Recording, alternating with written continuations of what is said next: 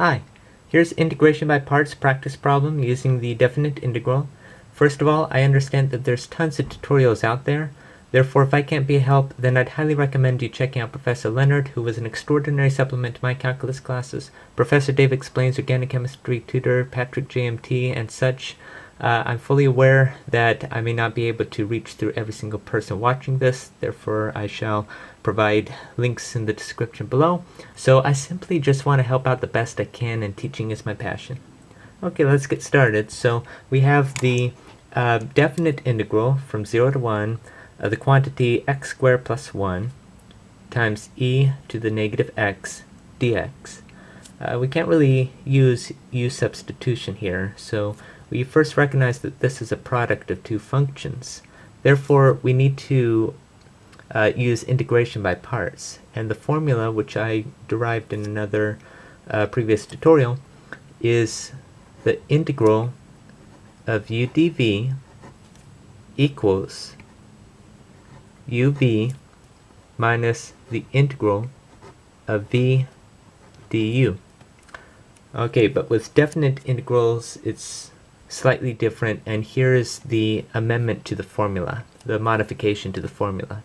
You have the definite integral from a to b, u dv equals u times v integrated from a to b minus the definite integral from a to b v du. And it's not really that much different than using the indefinite integral, only you are arriving at a number. So there won't be any constant of integration at the end. So now that's all a good formula and all, but what's u and what's dv? Well, we have to choose u and dv. Our u is going to be something that we could differentiate easily, and our dv is going to be something that we could integrate easily. So I'm going to, in this case, let u be the polynomial, which is perhaps one of the best choices if you see a polynomial in the integrand. So we are going to let u equal to x squared plus 1, and therefore our dv is what's going to be left over. Our dv is e to the negative x dx. Therefore our du is going to be the derivative of x squared plus 1, which is 2x dx, and our v is going to be the integral e to the negative x, which is going to be negative e to the negative x. And you might have already saw this and instantly knew that it was this. If there's ever any doubt, just take the derivative of this, and if you get this back, which you will, then you did it right. So now we have our u, we have our v, and we have our du, which are the three variables that we need for here. And I highly recommend you setting it up like this. That way you could draw arrows either on paper or in your mind. An arrow from u to v, and then another arrow from v to du. Okay, so the first step is multiply u and v, and then you subtract it by the integral v times du. And so yeah, this thing integral right here equals u times v, which is u times v. I'm just going to put this in front. It's commutative, so multiplication is commutative, so it's okay. And that's going to be integrated from a to b, in this case 0 to 1, and it's going to be subtracted by the integral of v times du. Now for the v, I notice that that there's a negative right here. Negative 1 times e to the negative x, that's essentially what that is. So I'm going to pull that negative 1 out, which changes that into a positive. That's all I did. When I multiply this with du, I notice that there's a 2 right here, and that's a constant being multiplied to x dx. I'm going to pull that out of the integral like so. Integrate from 0 to 1 x e to the negative x dx. Well, that's great, but now we still have to do integration by parts the second time in this problem. So I'm going to work up here. I'm going to let u equal Now notice that if I set u to be the polynomial originally, then it has to be the polynomial here too. You can't switch it. It will be this equals itself, basically. In other words, you can't solve it like that. So I'm going to let u equal x, the polynomial. dv equals e to the negative x dx. And now I'm going to take the derivative of u, which is just going to be dx, 1 dx. V is the integral, which is negative e to the negative x. And yeah, that's all there is to do. Now it's u times v minus the integral of v du. Okay. Now, instead of just focusing on this and then doing that, I'm just going to do basically two things at the same time here. Not at all that complicated. I'm just going to go ahead and apply the fundamental theorem of calculus part 2, whose formula is this right here, where we already found the antiderivative here, capital F, and b is 1, a is 0. I'm sure that you could recall that from Calc 1. So I'm just going to go ahead and plug in.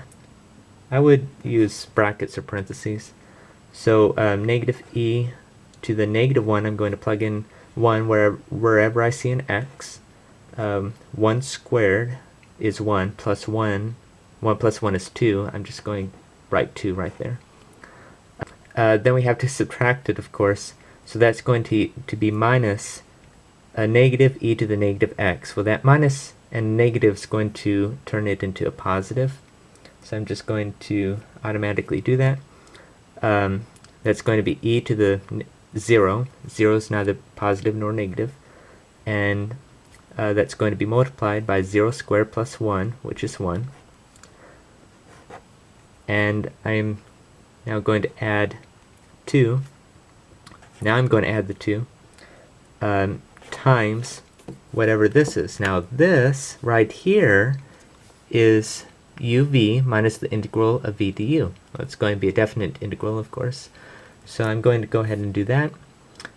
U times v is negative x e to the negative x integrated from 0 to 1 minus the integral of v du.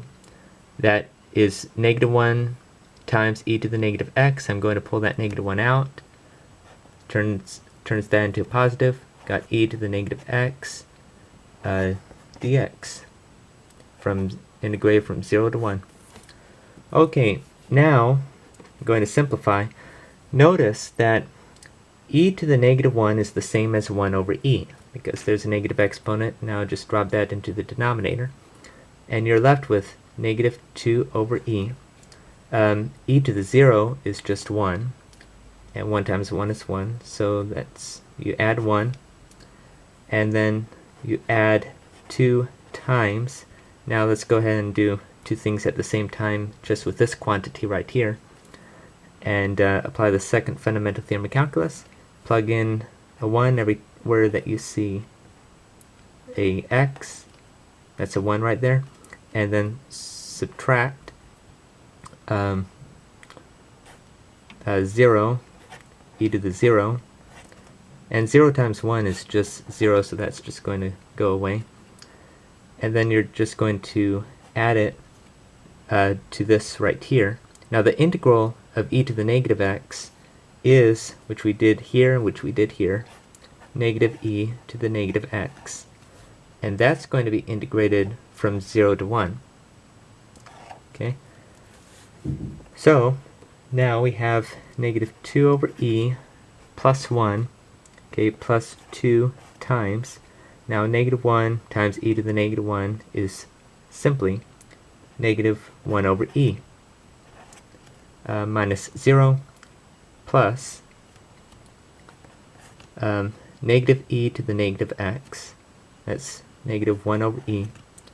Negative e to the 0, or minus negative e to the 0 is just negative 1.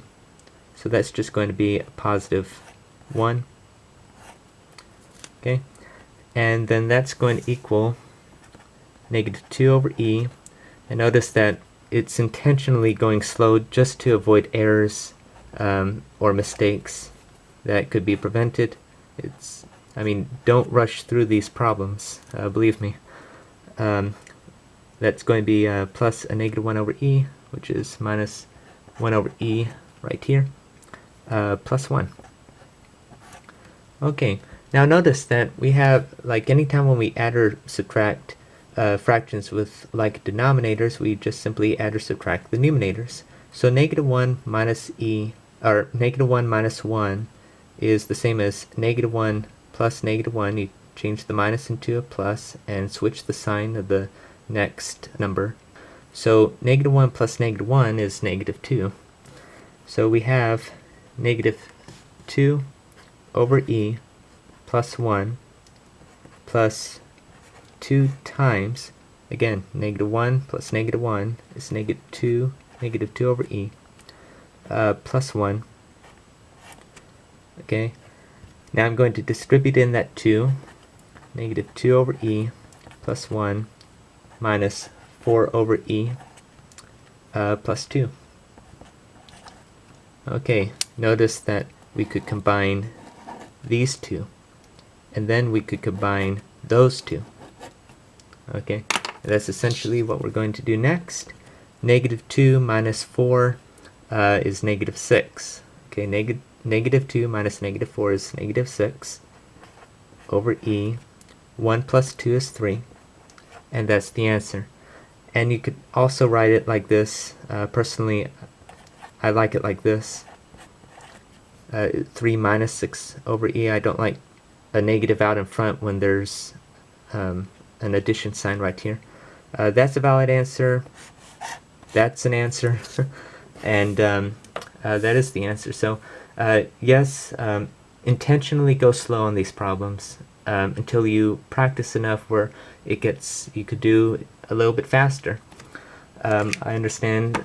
Take it from me, practice is super key. Like with piano playing or juggling, for instance, just keep on going for it, because I play piano, I juggle, I do math and so many other things, and I could tell you I had to practice every single one of those. So whatever your major is, whatever your passions are, just don't give up on those passions, and just keep on pursuing what your dream is and what's in your heart.